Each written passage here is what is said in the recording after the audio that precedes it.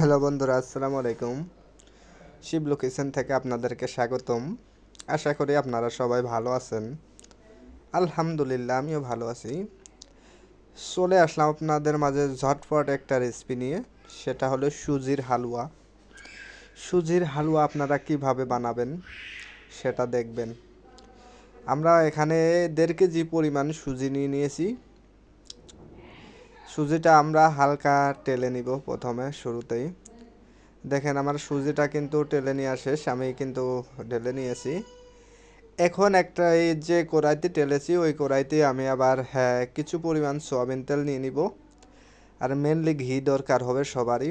আপনারা পরিমাণ মতো ঘি দিয়ে দিবেন। আসলে এখানে পরিমাণ তো আপনাদের দেখাইতে পারবো না, আপনারা দেখবেন, বলতে পারবো না যেহেতু।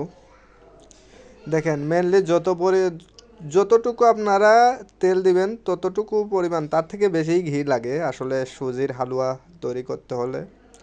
আসলে ভালো জিনিস খাইতে হলে ভালো পরিমাণ মশলা, তেল, ঘি এগুলো সবই লাগে। এখন আমরা ঘি দেওয়ার পরে কয়েক টুকরা দারচিনি ও এলাচ দিয়ে দিয়েছি। এটা যখন তেলটা গরম হবে আমরা তখন কিছু পরিমাণ নারিকেল দিয়ে দিব। মেনলি সুজির হালুয়া তৈরি করতে নারিকেলটা লাগে। আমরা দিব চিনি। এখানে পরিমাণে 1.5 কেজি চিনি দিয়ে দিয়েছি। আপনারা যেরকম মিষ্টি খান আপনারা সেরকম মিষ্টি দিতে পারেন চিনি।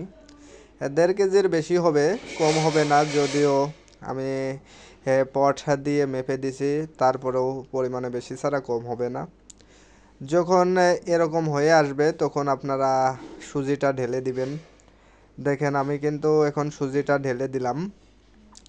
এখন ঢেলে দেওয়ার পরে আসলে মেনলি সুজির হালুয়া বানাইতে বেশি সময় লাগে না, যদিও মেনলি বুটের হালুয়ায় সময়টা লাগে বেশি। দেখেন আমি নাড়ার পরে সুজির হালুয়াগুলো মানে হালুয়াটা আমার কিন্তু এরকম লাসা লাসা হয়ে গেছে। আমি কিন্তু একটা ইসি ঢেলে নিয়ে নিয়েছি। এখন ওগুলো আমি এখন বানাইতেছি মানে ফুলের মতো হালুয়াগুলো। আর এদিকে আমি একটা চেনি নিয়ে নিয়েছি।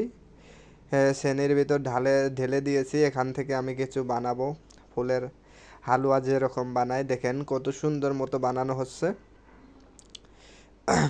আসলে খেতে যে মজা সেটা যারা এরকম বানিয়ে খেয়েছে সেইরাই বলতে পারবে। অনেকেই নরম হালুয়া বা তৈরি করে আসলে সেগুলো ভালো হয় না। এর ভিতর আমি বাদাম, কিশমিশ আরও অনেক কিছু দিয়েছি, সেটা দিব বা দেখাইতে পারলাম না। হ্যাঁ, যেহেতু কিশমিশ দিয়ে দিয়েছি, বাদামটা আমরা দিব এটা বানানোর পরে, উপর দিয়ে বাদামটা দিয়ে দিব, সেটাও দেখাবো। কাঠবাদাম, কাজু বাদাম ও চীনা বাদাম।